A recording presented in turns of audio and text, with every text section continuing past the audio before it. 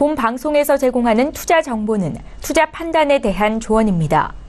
방송에서 제공하는 주식의 가치, 가격 상승 및 가격 하락에 대해서는 방송사에서 보장하지 않습니다.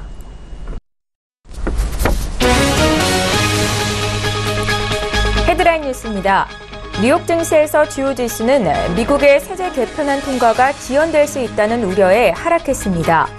뉴욕 증권거래소에서 다우존스 지수는 전장보다 0.31% 하락한 24,508.66에 거래를 마쳤고 S&P 500 지수는 0.41% 내린 2,652.01에 기술주 중심의 나스닥 지수는 0.28% 낮은 6,856.53을 기록했습니다.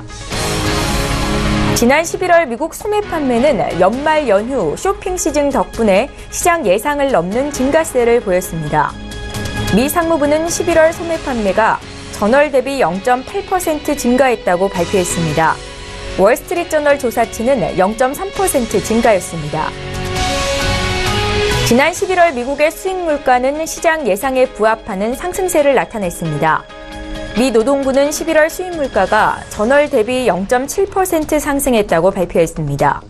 이는 월스트리트저널 조사치 0.7% 상승에 부합한 것입니다. 11월 수입 물가는 지난해 같은 기간 대비 3.1% 상승했습니다. 국제유가가 포티스 송유관 가동 중단 영향으로 상승 마감했습니다. 내년 생산량 증가 전망이 나왔지만 장중 강세로 돌아섰습니다. 뉴욕 상업거래소에서 거래된 1월 인도분 서부 텍사스산 원유 WTI 가격은 전날보다 배럴당 0.78% 상승한 $57 4센트를 기록했습니다.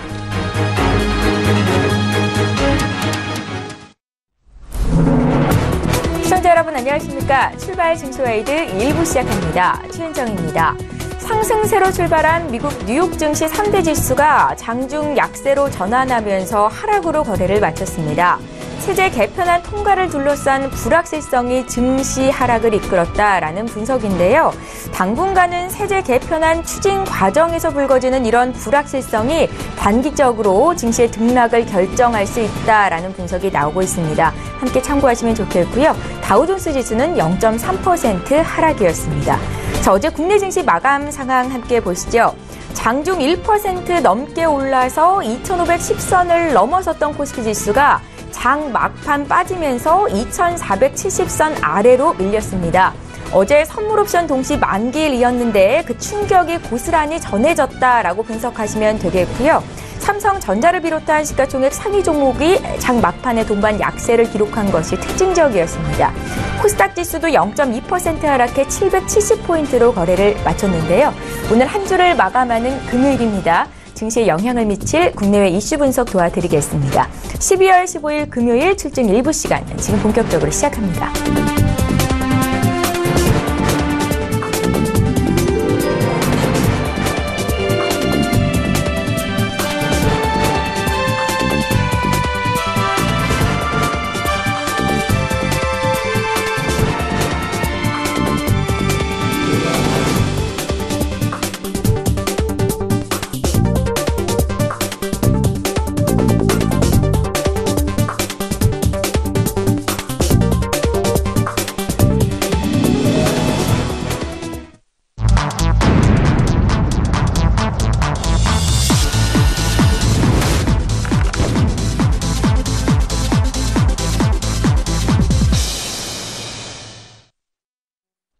예, 시장의 중심이 되는 이슈 분석 도와드립니다. 글로벌 시시각각 시간이고요. 오늘은 한국투자증권의 김권진 차장 화상으로 연결해보겠습니다. 차장님 안녕하세요. 네, 안녕하십니까.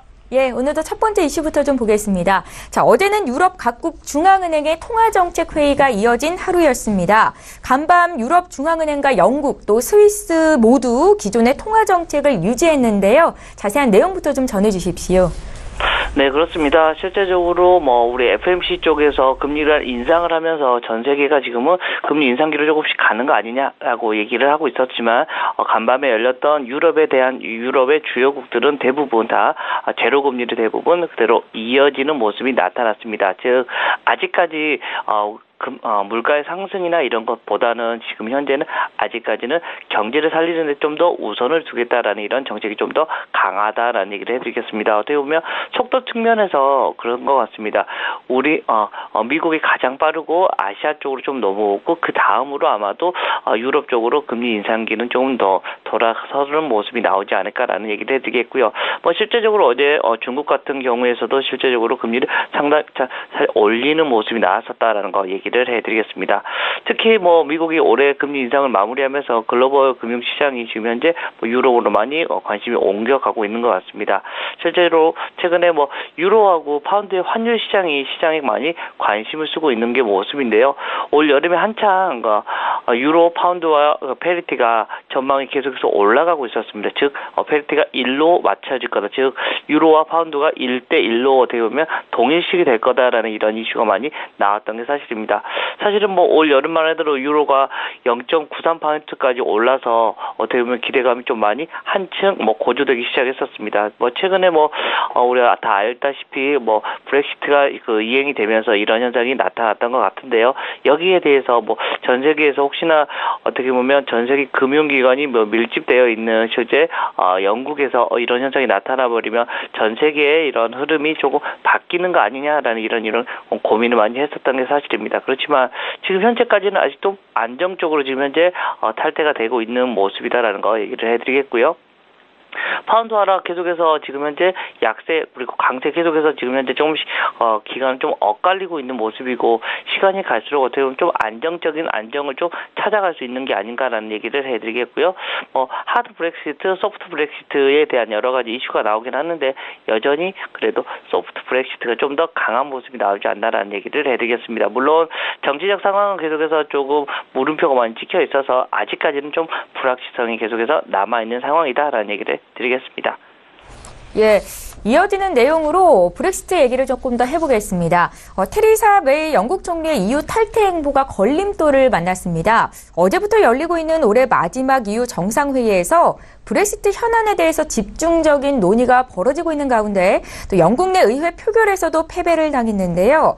최종 의결권이 의회로 넘어가면서 브렉시트 여부 역시 한치 앞을 내다보기가 어려워졌습니다. 현재 상황 어떻게 풀이할 수 있을까요, 처장님? 네, 그렇습니다. 조금 정치적 불확실성이 좀 더 커진 상황이다라는 얘기를 해드리겠습니다. 실제적으로 어떻게 보면 우리나라로 따져보면 지금 현재 더불어민주당이나 그런 여당, 새로운 여당 같은 경우가 있는데 자기의 당과 상관없이 그냥 소신 투표를 해버리는 사람들이 좀 있었었다라는 거 얘기를 해드립니다. 즉 11명의 집권 보수당의 의원이 찬성 측에 좀 많이 가담을 해버렸다라는 거. 이것 때문에 거의 이제 표결수가 거의 비슷비슷하는데 실제적으로 찬성이 309표 그리고 반대가 305표로 해서 가결 처리가 돼버렸다라는 거 얘기를 해드립니다. 즉 하원 의원이 발의한 EU 탈퇴법 수정안을 어떻게 보면 표결을 냈다라는 얘기를 해드리겠습니다. 실제적으로 브렉시트의 최종 합의안에 대한 의회의 의결권이 이렇게 발의까지 돼야지 통과가 돼야 되는데 지금 이렇게 새로운 이런 가결안이 나타났다라는 얘기를 해드리겠고요.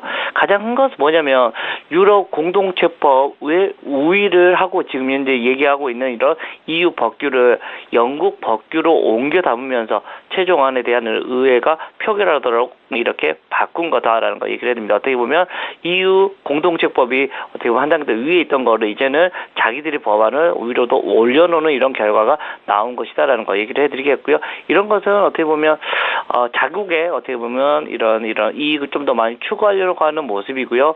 우리 증시 상황에서는 어떻게 보면 좀 불확실성이 좀 더 커지고 있는 것이다라는 거. 얘기를 해드릴 수 있습니다. 이 불확실성 때문에 전 세계가 좀 다시 한번 떨 수도 있겠지만 지금 현재는 아직까지는 그런 상황은 아닌 것 같고요. 전 세계는 아직까지는 그대로 아마도 이슈가 이행이 되지 않을까, 그냥 브렉시트는 계속해서 전개가 되지 않을까라는 이런 고민이 되고 있다는 거 얘기를 했습니다. 그렇지만 어찌됐든 메이 총리에 대한 이런 그런 장악력이나 이것은 조금 이번에 실추가 많이 돼버린 것 같다라는 얘기를 드리겠습니다. 시장에는 어떤 영향이 있겠습니까? 자, 우선 시장에는 그렇게 큰 영향은 없을 걸로 지금 현재 얘기가 나오고 있는 것 같고요. 불확실성이 조금 더 증폭이 됐다는 것은 조금 고민을 해봐야 될 것 같지만 아직까지는 그렇게 시장에는 그렇게 큰 영향은 없을 걸로 지금 현재 얘기가 나오고 있고요. 가장 우리가 싫어하는 것은 결국은 불확실성인데요. 불확실성이 조금 커지고 있다는 점에서는 이 증시에 대해서는 조금 고민을 해봐야 된다는 것. 그렇지만 아직까지 결론적으로는 그렇게 큰 이런 우리 시장에는 이렇게 영향이 그렇게 크지는 않을 것 같다는 얘기를 드리겠습니다. 예, 저희 세 번째 이슈로 좀 넘어가 볼게요. 오늘 새벽에 마감한 미국 뉴욕 증시 3대 지수가 장중 하락 전환이 됐는데 미국의 세제 개편안 통과가 난항을 겪을 수 있다라는 전망이 있었습니다. 하루는 세제 개편에 대한 기대감으로 오르고 또 하루는 이렇게 불확실성으로 내리는 장세가 이어지고 있는데요. 지금 현재 상황 어떻습니까? 네, 그렇습니다. 실제적으로 미국 공화당 상하원 지도부가 법인세 대폭 감세를 골자로 한 세제 개편안에 어떻게 보면 도출을 했다라는 얘기가 나왔습니다. 실제적으로 지금 현행은 최고 세율이 35% 정도 됩니다. 엄청나게 높은 가격이었는데 높은 세율이었는데 최고 세율을 21%까지 좀 낮추는 방안입니다. 원래 이제 정부에서는 한 20% 정도로 한번 해보자라는 얘기가 나왔는데 그거보다는 1% 정도 높은 정도의 수준이다라는 거 얘기를 해드리겠고요. 법인세 최고 세율이 21%로 낮추는 것에 어떻게 보면 시장에서는 계속해서 환호를 하고 있는 것 같고 실제적으로 이렇게 진행이 된다면 실제 지금 현재 우리 미국의 금리 자체도 조금씩 올라가고 있고 이 법인세도 계속해서 낮추는 방법이 나오면 어떻게 보면 전 세계에 흩어져 있던 미국에 있는 기업들이나 아니면 전 세계 다른 나라에 있던 기업들마저도 미국으로 들어가면 어떻게 보면 좀 더 긍정적인 효과가 나온다. 그리고 트럼프 대통령이 얘기하고 있는 계속해서 일자리 창출이나 이런 게 워낙 잘 될 가능성이 커 보인다는 거 얘기를 해드리겠습니다. 실제적으로 어떻게 보면 가장 큰 이슈였죠. 지금 계속해서 다우존스를 이끌어가고 있고 전 세계의 리더라고 얘기할 수 있는 미국의 이런 주가를 계속해서 끌어올리는 가장 큰 지금 현재 당근이 바로 이 세제 개편이다라는 거 얘기를 해드리겠고요. 아마도 통과가 될 시점이 조금씩 오고 있다라는 거 얘기를 해드립니다. 물론 미국 내에서도 이 세금을 너무 낮춰버리면 당연스럽게 정부의 재정 적자가 커질 수밖에 없는 거 아니냐라는 얘기를 하고 있다는 거. 이것 때문에 조금 불확실성이 있을 수도 있지만 여전히 가능성이 훨씬 더 크다라는 얘기를 해드립니다. 물론 상원에서는 52석을 차지한 공화당의 만약에 한 3명 이상의 영국처럼 조금 이탈이 돼버리면 가결 정족수에 좀 미달하는 경우가 생기긴 합니다. 그렇지만 계속해서 이렇게 여러 번 결국은 좀 실패하더라도 나중에는 결국은 가결 처리가 되지 않을까라는 이런 생각을 하고 있고요. 이런 것 때문에 계속해서 지금 현재 미국은 상승을 하고 있고 물론 실적에 대한 이런 기대감도 계속해서 되고 있습니다. 미 경기에 대한 얘기 그리고 어제 같은 경우도 FOMC 쪽에서 미국 경기가 더 좋아질 거다. 내년에는 더 GDP 같은 게 더 상승을 할 거니까요. 좀 더 긍정적이다라는 이런 이슈가 나오는 것처럼 실제적으로 전 세계를 이끌어가고 있는 지금 현재 미국은 계속해서 상승될 가능성이 커 보인다. 그리고 가장 큰 당근이 계속해서 조만간 통과가 될 가능성이 높아지고 있다라는 것으로 평가를 하면 될 것 같습니다. 예. 말씀하신 것처럼 그럼에도 불구하고 올해 세제 개편안 통과 가능성이 높은 상황인데요. 미국 기업들이 세금 부담을 좀 덜게 되는 거죠. 우리 기업에 어떤 영향이 있을까요? 자, 우리나라 같은 경우도 실제적으로 미국에 지금 진출되어 있는 기업들이 있습니다. 실제적으로 실제 공장을 가지고 있는 이런 기업들도 생각보다 많이 있고요.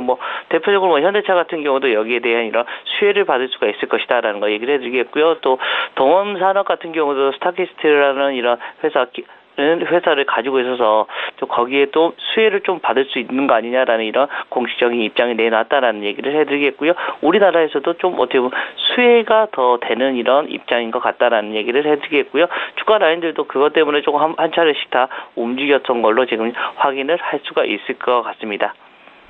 예, 잘 알겠습니다. 자, 이제 오늘장 투자 전략을 좀 여쭤볼 텐데 어제 선물 옵션 동시 만기의 영향을 좀 충격을 강하게 받은 하루가 아니었나 싶습니다. 코스피가 2,500을 회복했다가 장 막판에 2,470선도 붕괴가 되는 모습이 나타났었거든요. 이게 단기적인 영향에 그칠까요? 차장님, 앞으로 투자 전략 어떻게 가져가면 좋겠습니까? 네, 그렇습니다. 어제는 정말 어떻게 보면 내마녀들의 어떻게 보면 반란이 어제 좀 일어났던 것 같습니다. 실제적으로 장 중에는 30포인트 이상 상승을 했던 주가가 결국은 마이너스 10포인트 정도로 하락을 하면서 마무리가 됐다라는 거 얘기를 해드리겠습니다. 그렇지만 그렇지만 가장 중요한 것은 우리가 불확실성이 이제는 해소가 됐다라는 얘기를 해드립니다. 실제적으로 12월에 가장 큰 이벤트는 미국의 FMC와 우리나라의 선물옵션 만기일이었습니다. 근데 어제부로 다 해서 그 목요일 이런 선물옵션 만기가 다 마감이 됐다라는 얘기를 해드리겠습니다. 좀 이제부터는 좀 긍정적으로 보일 수가 있을 것 같고요. 자, 오늘부터 해서 지금 우리가 시장이 열리는 날은 이제 정확히 한 9일간 남았습니다. 실제적으로 2017일 할 수 있는 게 이제 9일 정도가 남았다라는 얘기를 해드리겠다라는 거 얘기를 해드리겠고요. 실제적으로 불확실성 해소로 해서 안정적인 이런 모습이 나올 수가 있을 거다라는 거 이야기를 해드리겠고요.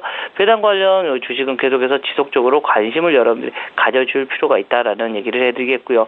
이제 9일 후면 아마도 이제 4분기 실적에 대한 얘기가 나올 겁니다. 4분기 실적의 흐름이 나오면 분명히 실적 호전주에 대한 관심주를 여러분들이 관심을 가져야 되는데, 대표적으로 가장 크게 올해 내내 이야기를 했던 IT 관련주들은 다시 한번 또 실적 호전주 쪽으로 얘기가 나올 수밖에 없다라는 얘기를 해드리겠고요. 배당 관련된 주스는 어떻게 보면 9일 남았지만 여전히 이렇게 9일간의 이런 수익을 좀 더 안정적인 챙기기 위해서는 분명히 필요한 이런 작업들이다라는 거 얘기를 해드리겠습니다. 또 불확실성이 해소가 됐다는 거, 그런 것만으로도 시장은 좀 이제 안정세로 가지 않을까라는 얘기를 해드리겠고요.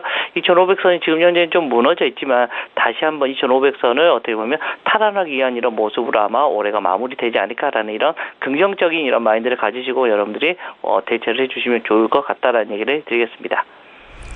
예, 올해의 큰 이벤트는 모두 끝났다. 불확실성이 제거가 됐기 때문에 앞으로 증시 긍정적으로 볼 수 있겠다라는 관점에서 투자 전략 말씀해 주셨습니다. 한국투자증권의 김권진 차장 화상으로 연결해봤습니다. 고맙습니다. 네, 감사합니다.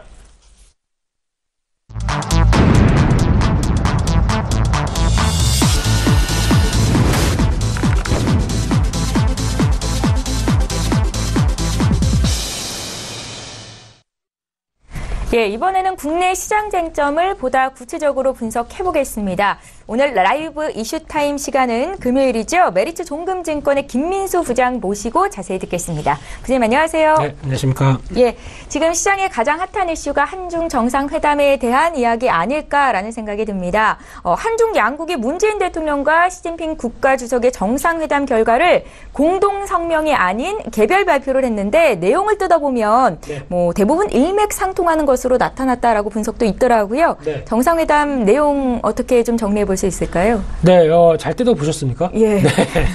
저도 앞서서 오면서 중요한 내용들 좀 체크를 해봤는데, 네. 일단 한중 정상회담 세 번째죠. 이번이 세 번째인데 지금 나왔던 얘기들은 일단 결론적으로 말씀드리게 되면 기대 반 우려 반이다라고 봐야 될 것 같고요.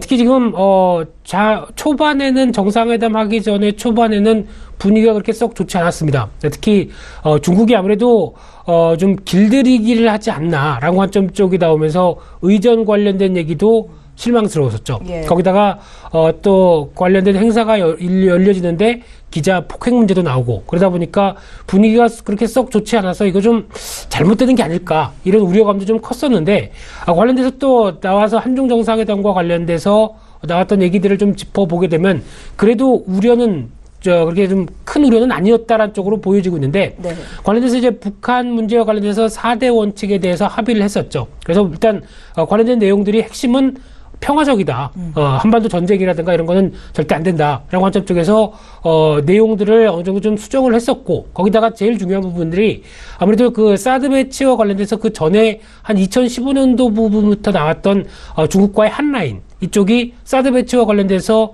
좀 중단했었죠. 그러다가 이번에 다시 재설치하기로 합의했다는 부분들이 제가 보기엔 가장 큰 성과가 아니었나, 그래서 생각도 좀 들고 있고요.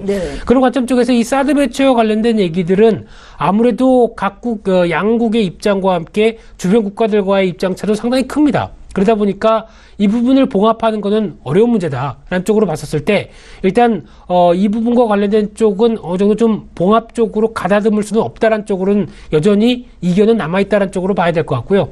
그런 차원에서 봤었을 때 일단 지금 우리나라가 할 수 있는 입장 차원은 사드와 관련된 얘기들은 일단 가급적 덮어놓고 다른 쪽에 대해서 그래도 계속 이렇게 나갈 수는 없지 않느냐. 그러다 보니까 좀 더 회복하는 관계 쪽으로 유도하는 쪽의 입장들이 제일 맞지 않느냐라는 상황으로 봐야 될 것 같고요.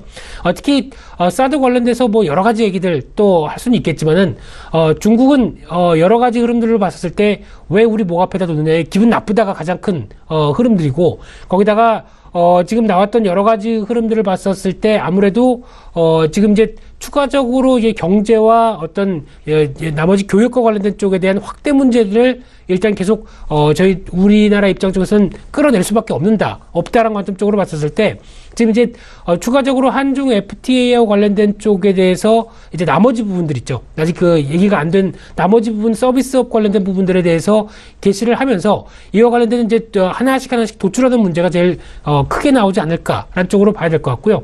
그렇게 되면 이제 추가적인 환경이라든가 에너지, 보건, 의료 쪽 이쪽에 대해서 확대 쪽에 대해서 나머지 기간 동안에 얼마만큼 좀 더 끌어낼 수 있는지에 대한 분위기가 더 중요하겠다라는 쪽으로 바라봐야 될 것 같고요. 네. 그렇게 되면은 지금까지는 정치, 외교, 국제 문제였습니다. 그러면 이제 주식 문제죠. 주식 문제로 바라봤을 때 일단 그래도 기대했던 부분들 정도 수준까지는 얘기가 오갔다라는 쪽으로 지금 반응을 해석해야 되지 않을까 생각되고 있는데, 네. 그렇게 되면은 지금부터 이제 저희가 바라보는 이제 중국 소비주죠. 중국 소비주라고 하게 되면 화장품부터 나올 수 있는 항공, 여행, 그리고 엔터주들, 이런 어떤 전반적인 흐름들은 일단 올 한 9개월 동안 상당히 위축되면서 실적이나 주가나 부진했습니다. 이쪽을 내년에 가게 되면은 그래도 좀 해빙 무드와 관련돼서 하나씩 좀 풀려가지 않을까라는 기대감은 반영되기 시작하면서 내년에 대한 적어도 실적 부분들은 그래도 개선되는 쪽으로 나가지 않을까라는 부분을 바라보게 되면, 일단 지금부터는 저희가 할 수 있는 자세는 그래도 주가가 흔들릴 때마다 좀 관심을 계속 가져야 되는 게 맞지 않느냐, 그런 식으로 바라봐야 될 것 같습니다. 예, 한중 정상회담 이후로 가장 큰 수혜를 입을 만한 업종 많이들 찾으셨는데, 중국 소비 관련주 지금 말씀하셨던 화장품이나 뭐 엔터주, 또 뭐 면세가 될 수도 있겠고 여행 항공주가 될 수도 있겠죠. 네. 지금이 바닥이다라는 생각은 아니신 건가요? 좀 주가가 많이 올라왔나요? 바닥이라고 보기에는 일단 올라왔죠. 예. 올라온 상황 쪽에서 일단 지금 어제 같은 경우도 보면은 장중에 계속 흔들리는 모습이 나옵니다. 즉 이게 잘 끝날 것이냐, 아니면은 우려감이 다시 증폭될 것이냐, 이런 부분 때문에 장중 변동성은 좀 커졌습니다. 그런데 아마 오늘 같은 경우는 일단 나왔던 얘기들로만 봤었을 때는 반등 신호는 나올 수 있을 텐데, 네. 단기 추세죠. 단기 추세는 여전히 변동성이 좀 크다라고 봐야 될 것 같은데, 그런 차원에서 어느 정도 좀 저점을 확인한 뒤에 움직이는 추세에 대한 흐름들을 확인하셔야 될 것 같습니다. 그런데 지금 분위기 자체로는 당장에 뭐 좋아지는 흐름들 쪽으로, 그래서 당장에 어떤 이제 사드 배치 관련된 끝내고 이제 다시 앞으로 나갑시다, 이런 분위기가 확인된 부분들이 또 아닙니다. 그러다 보니까 주가는 계속 추세는 유지한 상황 쪽에서 계속 등락은 펼칠 수 있다라는 관점들이기 때문에 아무래도 추세 안쪽으로 들어왔었을 때에 대한 접근이 가장 대응하기 좋지 않을까, 그런 쪽으로 바라봐 주셔야 될 것 같습니다. 예, 알겠습니다. 다음 이슈로 좀 넘어가 보겠습니다. 미 연준이 올해 마지막 통화정책회의에서 기준금리를 인상시켰죠. 그에 선제적으로 우리 한국은행 역시 기준금리를 인상을 시켰는데, 이제 문제가 되는 게 우리나라의 가계부채가 1,400조 원이 넘어가고 있는데, 이렇게 급하게 금리를 올리게 되면 부담이 커지는 것 아니냐라는 우려감이었습니다. 근데 이제 어제 한국은행이 12월 금융안정보고서를 발표했는데요. 금리를 올려도 가계와 기업이 충분히 감내해낼 수 있는 수준일 것이다라는 내용이었습니다. 여기에 동의하십니까?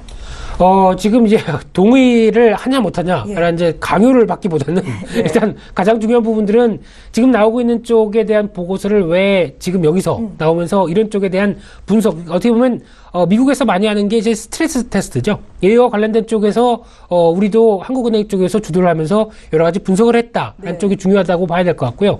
그렇게 되면 이제 한국은행 입장 쪽에서는 일단 이런 보고서를 내놨다는 얘기 자체는 일단 추가적인 금리 인상을 할 수 있다라는 쪽으로 보는 게 더 맞지 않을까로 그렇게 봐야 될 것 같고요. 그러면 이제 미국도 금리 인상을 지금 현재 기준으로는 내년에 한 3차례 인상, 그리고 우리도 추가적으로 따라서 올릴 수밖에 없는 입장들, 이런 쪽에 대한 여러 가지 저변 상황들에 대해서 어느 정도 좀 어떤 길을 좀 보여주기 위해서 이런 식에 대한 보고서가 나왔다라고 봐야 될 것 같고요. 그런 관점 쪽에서 어제 나왔던 얘기들을 조목조목 살펴보게 되면은 이제 대출 금리를 1%포인트를 올린다고 하더라도 지금 이제 가계나 기업 쪽에서는 그렇게 큰 문제가 안 되겠다. 특히 가계 같은 경우는 지금 과거 대비해서 소득이 늘어나는 부분들이 있기 때문에 그에 대한 충격을 좀 흡수할 수 있다라는 관점이고, 기업도 마찬가지입니다. 기업도 실적이 좋아진 부분들을 생각해 보게 되면은 물론 여러 가지 기업들 관련돼서 잘 나오는 실적들도 물론 있겠지만은 여러 가지 이게 통계적으로 봤었을 때 영업 실적들이, 영업이익들이 좋아지다 보니까 그에 따라서 이를 감내할 수 있겠다라는 쪽으로 그렇게 해석을 하는 부분들이 상당히 크고요. 그럼 두 번째로 봤을 때 그러면 은행 쪽은 어떻게 했느냐? 네. 그러면 은행 쪽의 흐름을 봤을 때 만약에 집값이 10% 하락하고 금리는 한 1% 이상 올라간다고 하더라도 지금 보게 되면 BIS 자본 비율을 봤었을 때 한 2% 정도 하락하는 정도로 예측을 하고 있습니다. 그렇다는 얘기는 일단 약간 좀 극단적인 쪽의 은행권에 대해서 좀 스트레스 테스트를 했다라고 봐야 될 것 같고요. 그런 차원으로 봤었을 때 은행권도 큰 부담이 없다라는 쪽으로 결론을 내렸다는 부분들이고, 하지만은 그래도 영향을 끼치는 쪽이 있죠. 아무래도 이런 어떤 큰 거시적인 경제가 흐름들이 바뀌었을 때 제가 이제 한국은행 금리가 인상됐었을 때 가장 먼저 한 얘기가 주식 쪽이 아니었습니다. 여러분들의 가계 관련된 어떤 대출부터, 그리고 이제 여러 가지 소득과 관련된 쪽에서 꼼꼼히 따져보셔서 이제 저금리 기조는 종식됐다, 끝났다라는 관점 쪽에서 여러 가지 자산 관리의 포트폴리오를 다시 좀 변경할 시즌이다라고 말씀을 좀 드렸던 부분들인데, 이런 쪽에 그래도 가장 위험 계층이라고 저희가 보통 얘기하는 부분들, 즉 거시경제가 흐름들이 바뀌어가기 시작할 때 가장 타격을 받을 수밖에 없는 쪽은 분명히 있습니다. 이런 쪽이 저희가 잘 아는 아무래도 저소득층이고, 그리고 고령자층, 그리고 지금 자영업자, 다주택자 같은 쪽은 아무래도 금리가 올라가게 되면 가장 먼저 영향을 받을 수밖에 없는 부분이기 때문에 이쪽에 대해서도 한국은행이 가장 큰 우려가 크다란 쪽으로 바라보고 있는 상황들이고요. 여기서 이런 계층들이 무너지게 되면 아무래도 좀 타격들이 좀 국내 전체적으로 내수와 관련된 쪽도 크다란 쪽도 지금 입장을 표명한 부분이기 때문에 이와 관련된 쪽에 대한 신경도 계속 쓸 것이다라는 쪽도 한국은행과 정부의 입장들도 분명히 나온다라고 봐야 될 것 같고요. 그렇게 되면은 일단 결론적으로 말씀드리게 되면은 일단 내년에 일단 예상하는 수준 정도까지 미국이 금리 인상을 한다라고 했었을 때 국내도 지금 현재는 거의 비슷한 미국과의 금리 수준 쪽으로 봤었을 때 추가적으로 적어도 두 차례는 같이 따라 올릴 수밖에 없다는 쪽으로 같이 해석을 하면서 내년에 금리 동향들도 지켜봐야 될 것 같습니다. 그렇게 되면 우리나라의 기준금리가 2% 안팎까지 내년에 올라갈 수 있는 건데 투자의 입장에서 보면 은행 등 금융권 투자가 좀 괜찮을까요? 일단 지금 금융권의 입장 쪽에서는 이제 예대 마진의 확대된 흐름들은 좀 분명히 생각을 해야 될 부분들이라고 보여지고 있는데 일단 지금 정부 입장도 중요하다고 봐야 될 것 같고요. 그렇게 되면은 대출 금리를 그만큼 빨리 올려가는 거에 대한 부담들도 상당히 느껴질 수밖에 없습니다. 그렇게 되면 정부의 압력이 들어올 수도 있는 상황들이고요. 그렇게 되면은 일단 시중금리와 관련된 부분들을 은행권이 그대로 반영해서 대출금리 쪽으로 적용을 하기는 조금 힘들지 않을까라는 쪽으로 보게 되면 아무래도 저희가 지금 당장 생각하는 예대금리가 빠르게 확대되는 부분보다 아무래도 정부 눈치를 보면서 움직일 수밖에 없다라고 하게 되면 실적과 관련돼서는 예상했던 것보다는 조금 좀 둔한 흐름, 예대 마진에 대한 부분들이 약간 둔화될 수는 있다라는 쪽은 염두를 하셔야 될 것 같고요. 하지만 어떤 실질적인 부분으로 봤었을 때 올해보다 내년에 대한 실적에 대한 가이던스는 높아갈 수밖에 없습니다. 그렇기 때문에 금융주에 대한 투자들은 중장기적인 시각 쪽에서는 나쁘지 않다라는 쪽으로 바라보셔야 될 것 같습니다. 예, 나쁘지 않다라는 표현 말고 정말 좋다라는 관점에서 말씀하시는 업종을 듣고 싶은데 잠시 뒤에 투자 전략 여쭤보도록 하겠고요. 세 번째 이슈 보겠습니다. 올해 우리나라의 연간 무역액 누계 실적이 1조 달러를 돌파했다라는 소식입니다. 3년 만이라고 하고 수출 분야에서 세계 6위를 기록했다고 하는데요. 올해는 반도체 등 주요 품목 수출이 선전하면서 이 같은 결과를 낸 것이다라고 합니다. 자세한 내용 좀 봐주시고요. 여기서는 어떤 투자의 관점을 좀 이끌어낼 수 있을까요? 예, 대부분 다 아시는 얘기일 겁니다. 네, 올해 수출 좋다. 수출이 작년부터 그래도 변화가 되기 시작하면서 우리나라의 경제를 끌고 있다라는 부분에 대한 얘기들은 다 아실 거고요. 어떤 조목조목적인 수치로 말씀드리게 되면은 이제 어떻게 보면 좀 더 피부로 와닿을 수 있기 때문에 말씀드린다고 한다면 연간 무역액이 1조 달러를 지금 돌파했다고 어제 이제 뉴스가 나왔고요. 그렇게 되면은 2014년도 이후에 한 3년 만에 돌파하는 수치다. 근데 지금 어제까지 나왔던 기준이다 보니까 1조 달러를 돌파를 더 하겠죠. 연말까지 봤었을 때는요. 거기다가 이제 11월까지 연간 누계로 봤을 땐 또 사상 최대다라는 쪽도 나오고 있고, 거기다가 세계 교역에서 차지하는 비중이 우리나라가 이제 3%가 훨씬 넘어서 3.6%까지 넘어갔습니다. 그러다 보니까 지금 역대 최고 수준까지도 들어가겠다라는 관점대로 나오고 있고요. 일단 나왔던 얘기들 중에 하나는 이 부분은 그나마 그래도 제일 환영할 부분이 아닐까 생각되고 있는데, 품목이 다변화돼 있다. 그래서 과거 대비해서 약 한 4, 5년 전만 하더라도 한쪽에 좀 집중됐던 부분들이 품목이 다변화되고, 거기다가 이제 지역별도 고르게 좀 바뀌었다는 쪽도 지금 나오고 있는 상황들인데, 특히 과거 같은 경우에는 어떤 G2에 좀 한정된 부분들, 그러니까 중국과 미국 쪽에 한정돼서 많이 의존했던 부분들이 조금 다변화되기 시작하면서 지금 저희가 알게 모르게 중국과 미국 다음에 수출을 많이 하는 쪽은 아세안입니다. 예. 동남아시아죠. 그런 쪽으로 좀 확대가 되기 시작하는 부분들도 눈에 띈다라고 봐야 될 것 같고요. 또 하나 품목별로 봤을 때 여전히 반도체에 대한 시각들은 계속 눈에 갈 수밖에 없는 상황들이고, 결과로도 그렇게 나오고 있는데, 작년 대비 한 56% 증가하면서 반도체 수출이 일단 주도를 하고 있다는 쪽, 거기다가 기기에 관련된 쪽 일반 기계도 역대 최대치를 기록하면서 저희가 알게 모르게 그래도 계속 확장되고 있는 부분들이다라는 쪽들도 염두를 하시면서 바라보셔야 될 것 같고요.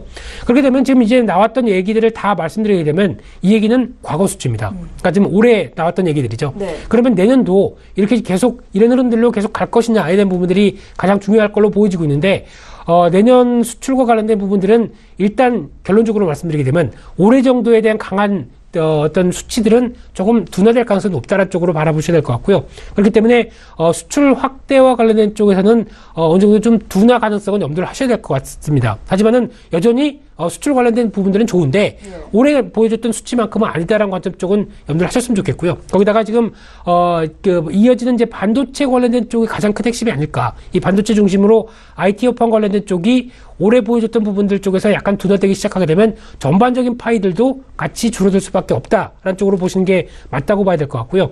거기다가 지금 가장 얘기가 많이 나오는 게 수출은 좋은데, 그러면 수출이 좋은 부분을 통해서 여러 가지 경제의 낙수 효과 쪽으로 나오면서 여러 가지 내수다 아니면 나머지 부분들도 다 끌어올릴 수 있느냐에 대한 부분들인데, 이 부분은 한 지난 1, 2년 동안도 계속 확인됐던 부분만큼 내년도 그렇게 크게 어떤 경제 전반적으로 내수까지 다 확대되는 부분들은 제한적이다라는 부분들은 역시 나올 수밖에 없다라는 쪽으로 봐야 될 것 같고요.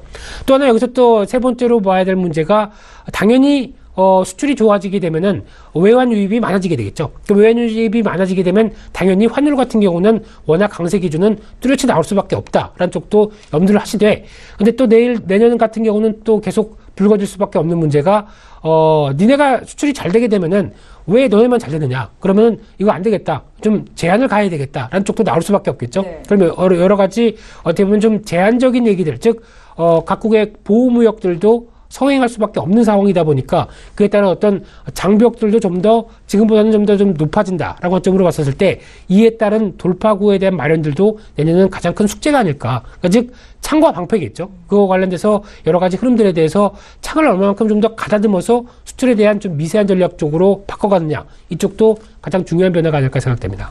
이슈 분석을 통해서 오늘은 중국 소비주, 금융주, 수출주까지 앞으로 투자의 관점을 어떻게 가져가야 되는지 의견을 좀 들어봤습니다.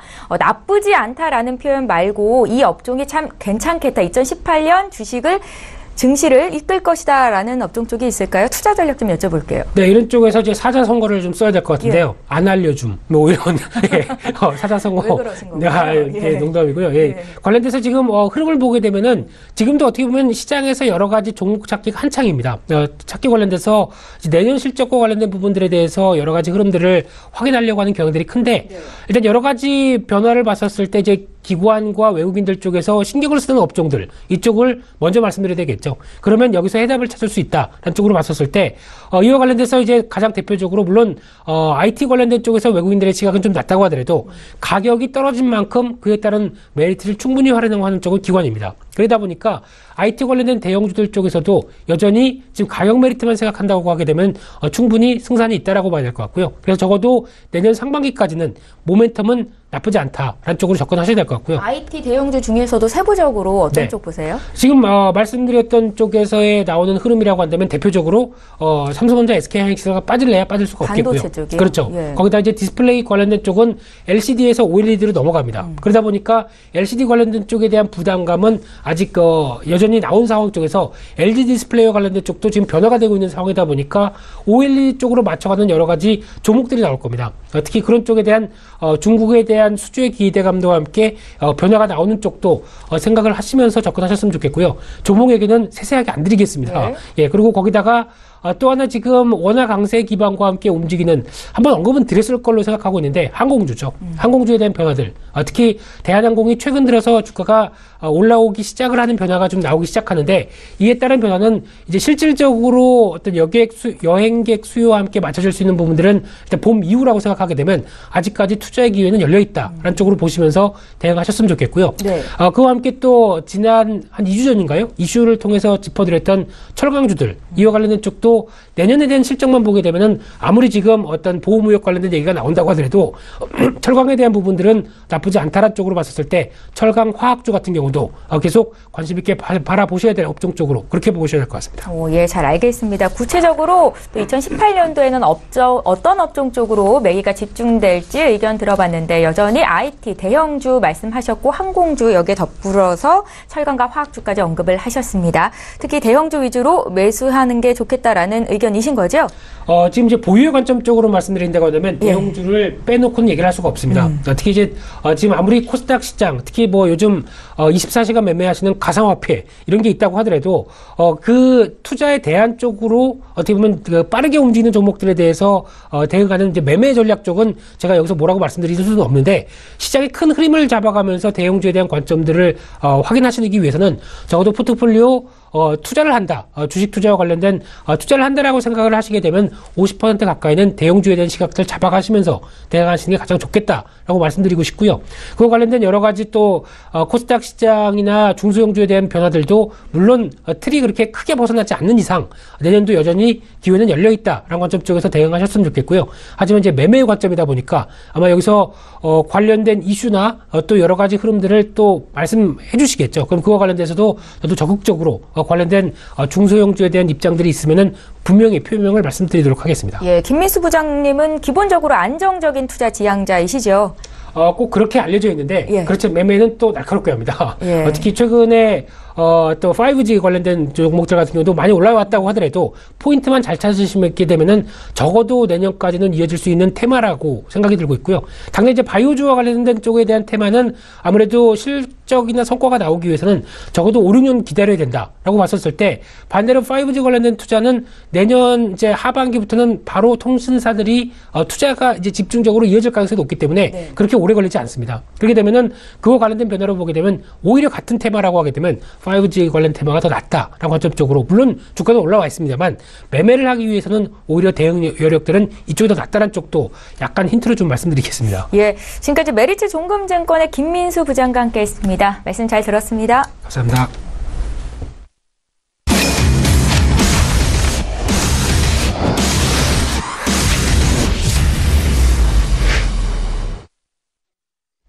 예, 이번에는 국내외 선물 시장 흐름 보고 구체적인 투자 전략까지 짜보겠습니다. 매일 이 시간 연결을 하고 있는데요. 선재 트레이더의 선물 하이킥 시간이고 오늘도 역시 선재 트레이더 화상으로 만나보겠습니다. 안녕하세요. 네, 안녕하십니까. 선재입니다. 예, 반갑습니다. 자, 오늘 한 주를 마감하는 금요일장인데 오늘 선물 시장 대응은 어떻게 하면 좋을지 먼저 국내 쪽부터 좀 봐주십시오. 네, 어제 만기였고요. 어제 327지수에서 마감이 된 그림이었습니다. 전반적으로 이번 지수의 시작은 325지수가 기준 마디다 이렇게 말씀드리겠습니다. 그래서 우선은 어제 만기가 도래하고 선물은 어제 이제 기준가가 설정이 되고요.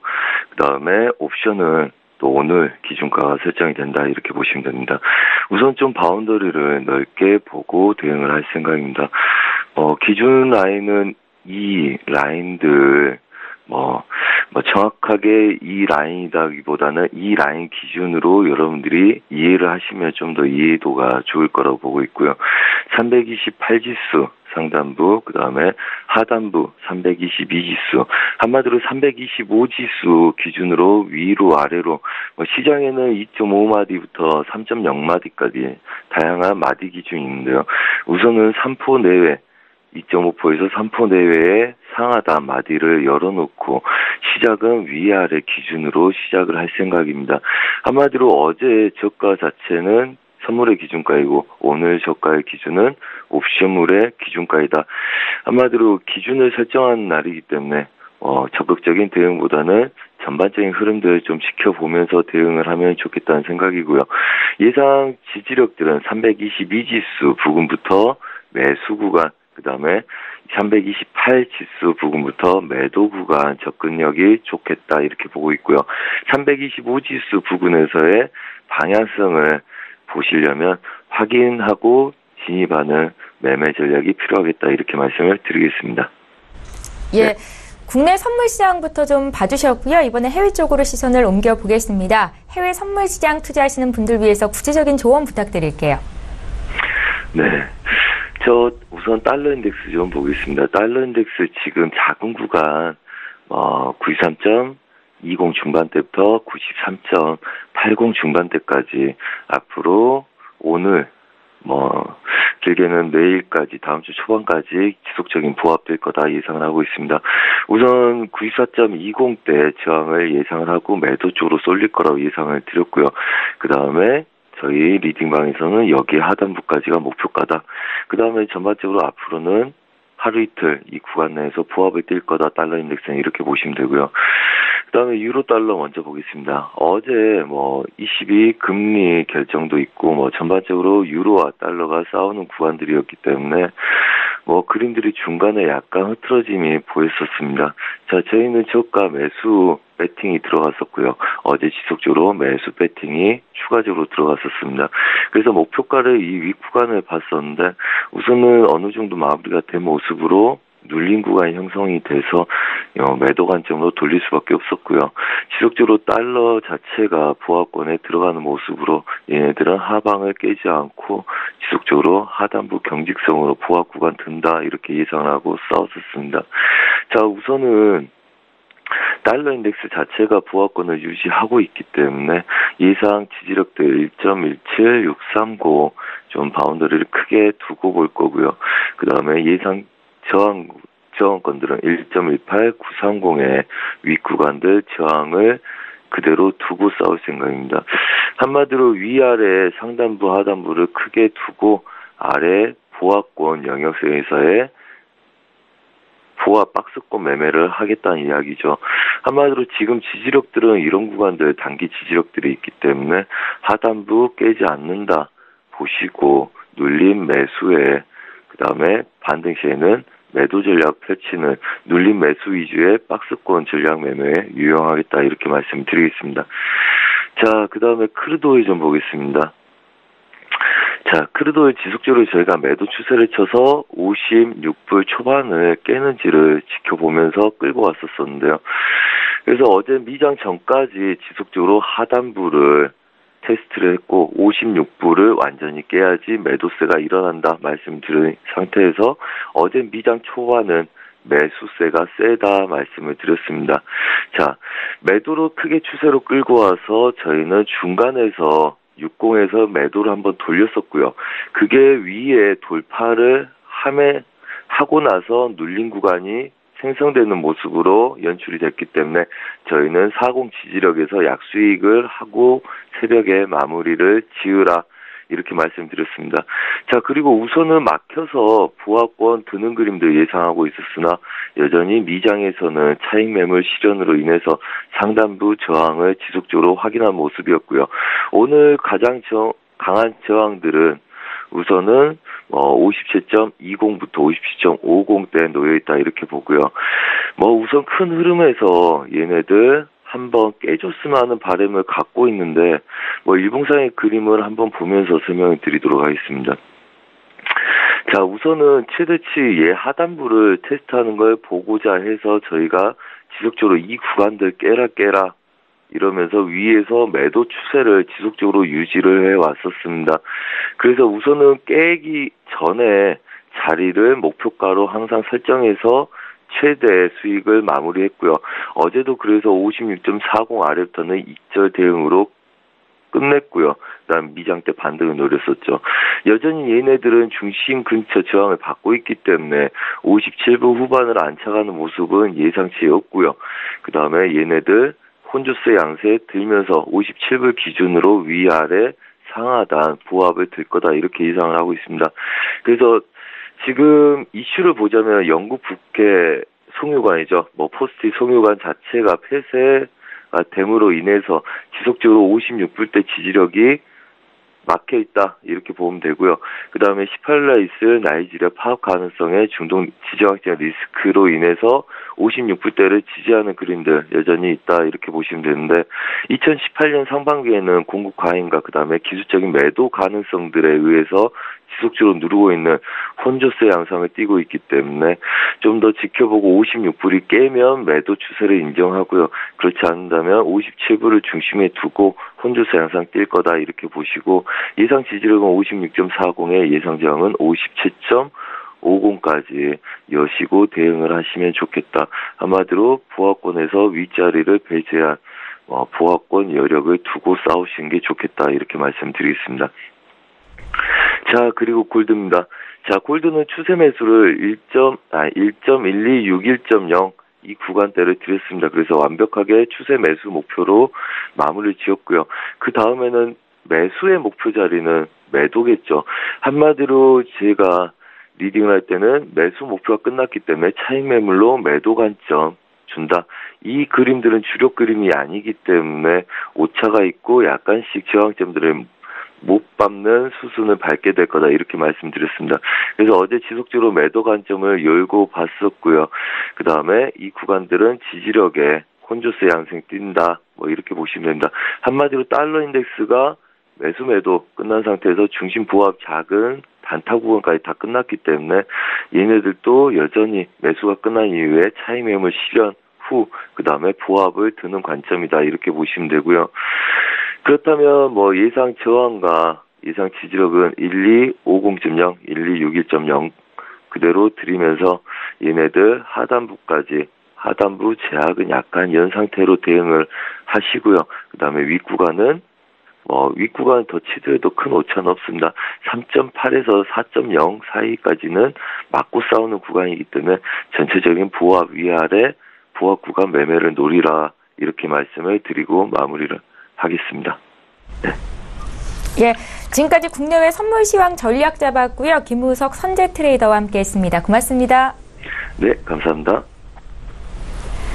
예, 출발 증시와이드 1부 여기서 마칩니다. 잠시 뒤 2부 시간에는 전문가들의 추천주 공개해드리는 시간이 있고요. 동시에 종목 상담 받으실 수 있습니다. 샵 0082번으로 문자 보내주시면 되겠고요. 건당 100원의 정보 이용료가 부과되겠습니다. 저희는 잠시 뒤 2부 시간으로 다시 오겠습니다. 고맙습니다.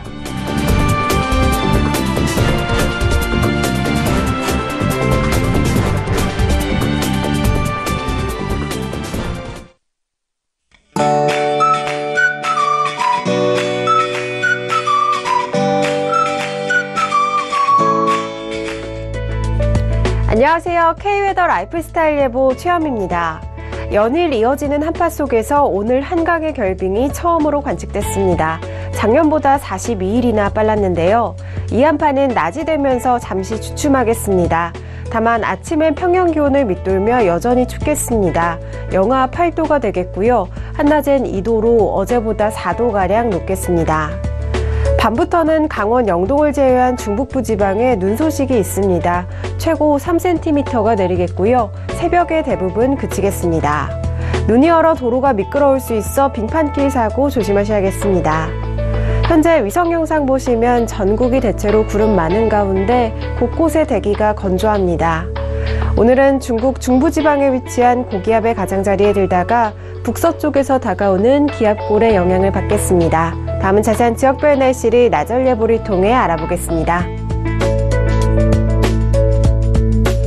중부지방 낮부터 영상권을 회복하겠습니다. 한낮엔 서울, 대전 2도가 되겠고요. 밤부터 흐려져 눈이 내리겠습니다. 동해안 지방은 건조특보가 내려진 가운데 산불과 같은 각종 화재 예방에 주의하셔야겠습니다.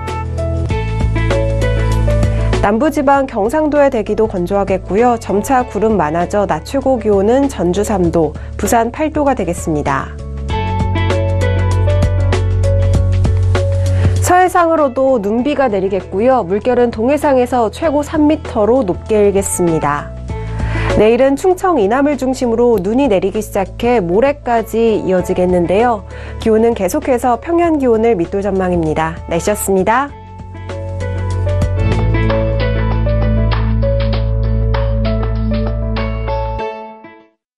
본 방송에서 제공하는 투자 정보는 투자 판단에 대한 조언입니다. 방송에서 제공하는 주식의 가치, 가격 상승 및 가격 하락에 대해서는 방송사에서 보장하지 않습니다.